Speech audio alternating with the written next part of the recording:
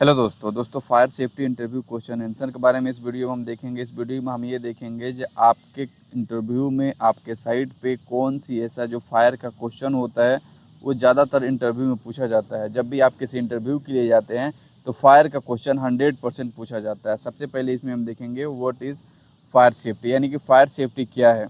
Fire safety क्या करता है ना, इन्वॉल्व करता है प्रैक्टिस को, जो प्रिवेंट करता है जो फायर आउटब्रेक होता है, वो प्रोटेक्ट करता है आपको प्रॉपर्टी को।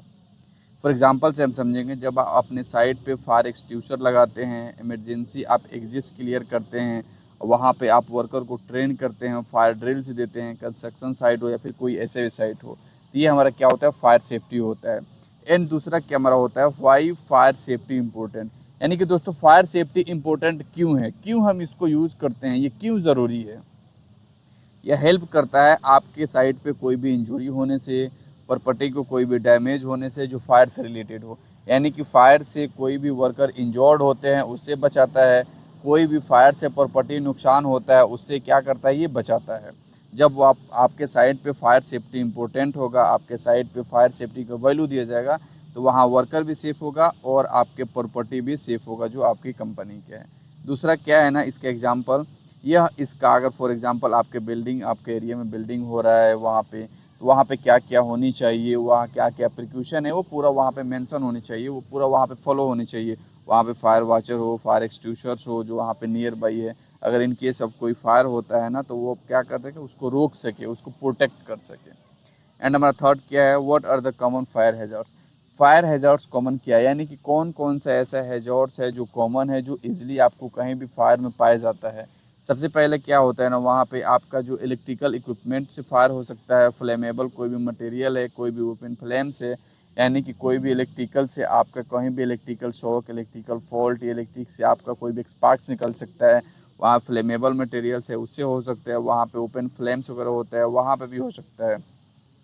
For example overhead electrical extension code on site, ये हमारा क्या है, इससे भी आपका साइट पे क्या हो सकता है, फायर हो सकता है। आपके एरिया में कहीं भी ऐसा जो स्टोरेज बनाया गया है, जो पेंट, थिनर, डीजल, कोई near by hot work area में हो रहा है, वहाँ पे बिल्डिंग हो रहा है और एक्सपार्क निकल रहा है, जहाँ पे वहाँ पे लकड़ी उकड़ी भी है, तो ये क्या हो सकता है, यह एक यूज़ है फायर हैज़ार्ड का।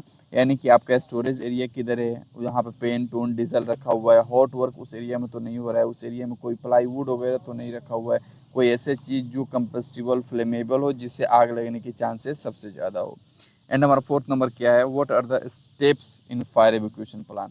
आपके जो साइट पे आपके कंपनी में कौन कौन सी स्टेप अवेलेबल होनी चाहिए जो fire evacuation in case of fire, जब भी कोई फायर होता है ना तो वर्कर को इवैक्यूएट करके असेंबली पॉइंट में वहाँ पे वर्कर को इकट्ठा किया जा सके।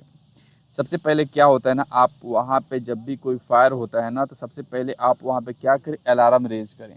जिस एरिया में फायर होता है तो आप वर्कर को ट्रेनिंग दें, वर्कर को बताएं इन केस ऑफ फायर सबसे पहले वर्कर को क्या करना है, फायर अलार्म को रेज करना है, जिससे सभी बंदे, सभी वर्कर, सभी जो एम्प्लॉय काम कर रहे हैं वो अवेयर हो जाएंगे। वहाँ पे एग्जिट नियर जो एग्जिट एरिया है वो पता होनी चाहिए, वर्कर को मालूम होनी चाहिए उस एग्जिट एरिया से निकलना है। वहाँ पे असेंबली पॉइंट जो डिजिग्नेटेड है, मीटिंग पॉइंट, उसमें वर्कर को क्या होना है, इकट्ठा होना है।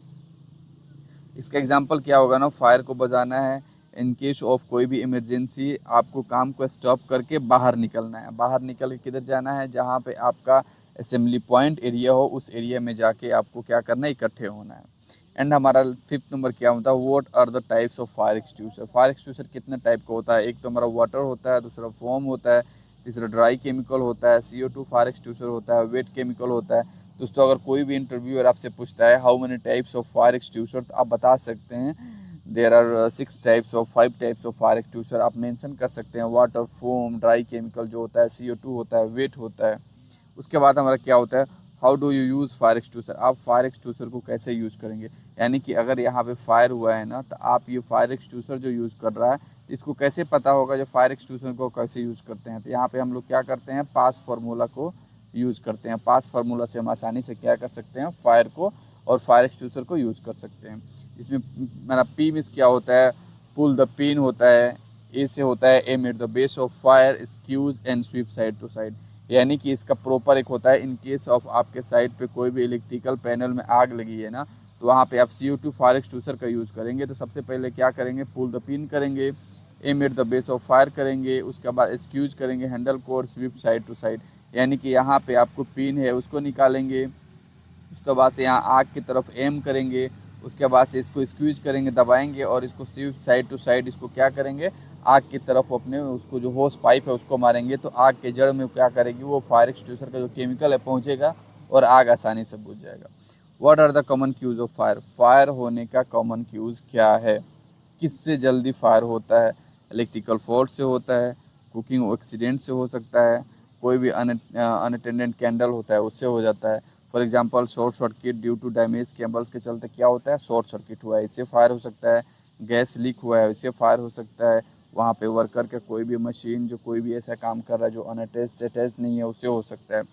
What is the fire alarm? क्या होता है फायर अलार्म? एक डिटेक्ट डिवाइस है जो साउंड करता है, अलर्ट करता है आपके साइट पे। इसमें smoke detector in the site पे हो सकता है आपका। जो भी फायर अलार्म होता है ना, एक दो टाइप का होता है, एक मैनुअल होता है, एक स्मोक डिटेक्टर वाला होता है। एक मैनुअल होता है उसे खुद बजाना पड़ता है, और एक स्मोक डिटेक्टर जो होता है ना वो बिल्डिंग में लगा रहता है, वो अपने आप डिटेक्ट करना स्टार्ट हो जाता है। How do you respond to a fire? आप जब भी कोई फायर होता है ना तो आप कैसे रिस्पॉन्ड करेंगे? सभी से पहले आप क्या करना है, आपको अलर्ट करना है, इवैक्यूएट करना है, फायर एक्सटिंग्विशर का यूज़ करना है इफ सेफ हो, यानी कि सभी बंदे को इन केस ऑफ फायर सभी बंदों को अलर्ट कर देना है जब बाहर निकलने के लिए। उसके बाद से इवैक्यूएशन एरिया में इवैक्यूएट करना है सभी को। अगर वो फायर थोड़ा सा है, कम है, तो वहाँ पे आप फायर एक्सटिंग्विशर को यूज़ करेंगे। अगर आग ज़्यादा हो गया है तो आप खुद साइड छोड़ के निकल जाना है, ये नहीं आग में लगे रहें, फायर एक्सटिंग्विशर को यूज़ करते रहें। तो वो क्या होगा, आग जब बड़ा हो जाएगा तो फायर एक्सटिंग्विशर से कंट्रोल में नहीं आएगा। तो अगर कोई भी फॉर एग्जांपल कोई भी एक ड्रम में आग लगा हुआ है ना, तो ड्रम में आग लगा हुआ है तो आप इमीडिएटली चिल्लाएंगे फायर फायर, आग लगी है। उसके बाद से अलार्म एक्टिवेट करेंगे, उसके बाद से इमरजेंसी टीम को बुलाएंगे, उसके बाद से इवैक्यूएट करेंगे। उसके बाद से क्या होगा ना, जो आपको फायर एक्सटिंग्विशर जो यूज़ करेगा वो एक ट्रेंड पर्सन होनी चाहिए, उसको प्रॉपर पता होनी चाहिए कैसे फायर एक्सटिंग्विशर का यूज़ करना है, किस फार्मूला से फायर एक्सटिंग्विशर का यूज़ करना है, फायर एक्सटिंग्विशर का यूज़ कौन सी आग में कौन से यूज़ करते हैं। तो दोस्तों ये था हमारा एक फायर इंटरव्यू क्वेश्चन था जो आपको बहुत हेल्पफुल होने वाला है आपके इंटरव्यू में, आपके साइट पे इन केस ऑफ फायर आपको ये पता होनी चाहिए। ओके दोस्तों, थैंक यू।